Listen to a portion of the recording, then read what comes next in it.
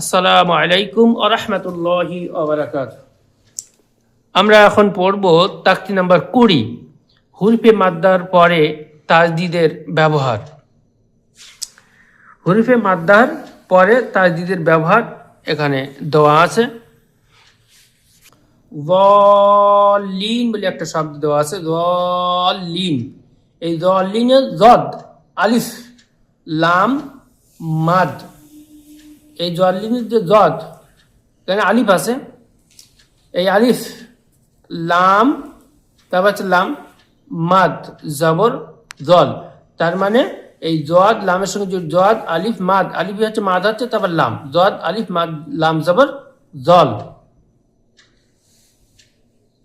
লাম ইয়া নুনজের লিন, জল লিন। এখানে একটা পড়ার নিয়মাবিধি উল্লেখ আছে।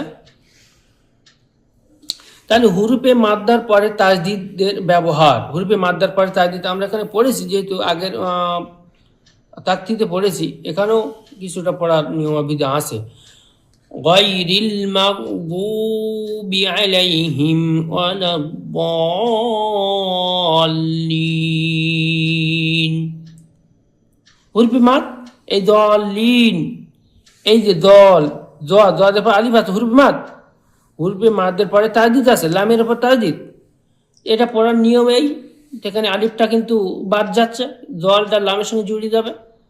হুরফে মাদের উচ্চারণটা এখানে বাদ যাচ্ছে, তার কারণে তিনি পড়তে হচ্ছে ওয়ালাদ-দাল্লিন।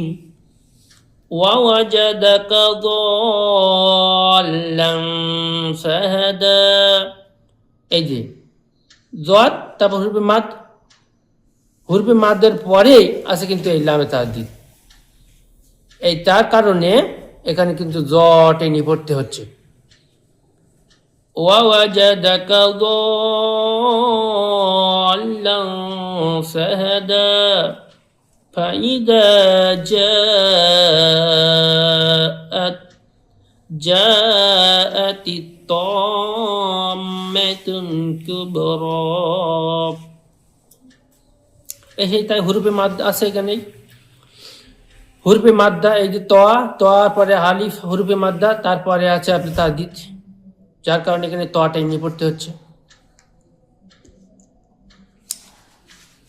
ফাইদা জাআতিস সাক্খা। এই সাক্খা, সদ পরে হুরফে মাদ্দা, হুরফে মাদ্দার পরে তাজদিদ, যার কারণে টেনে পড়তে হচ্ছে 4 পরিমাণ।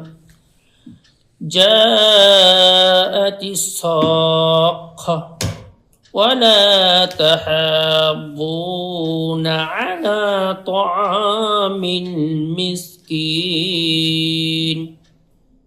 এই যে ওয়ালা তাহা, হা খাড়া জবর, হুরফে মাদ্দা, তারপরে এখানে তাজদিদ, যার কারণে এখানে এই টেনে পড়তে হচ্ছে।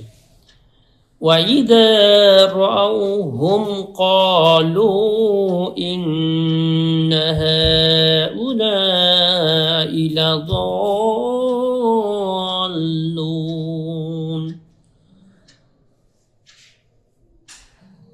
এই যে হুরফে মাদ্দা, হুরফে মাদ্দার পরে হুরফে মাদ্দার পরে তাজদিদ, তার কারণ দলুন, এই টেন কিন্তু পড়তে হচ্ছে।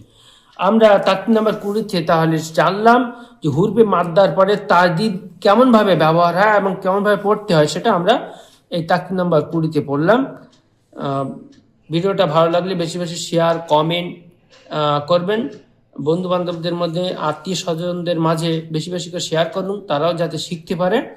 আমাদের উদ্দেশ্য হলো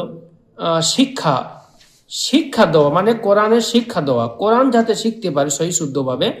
সেই কারণে আমরা এই নুরানি কায়দার প্রথম তাকতি থেকে আমরা প্রত্যেকটা তাকতি ধরে বিশ্লেষণ সহ পড়িয়ে দিচ্ছি, যাতে করে আর অসুবিধা না হয়, বুঝতেও অসুবিধা না হয়।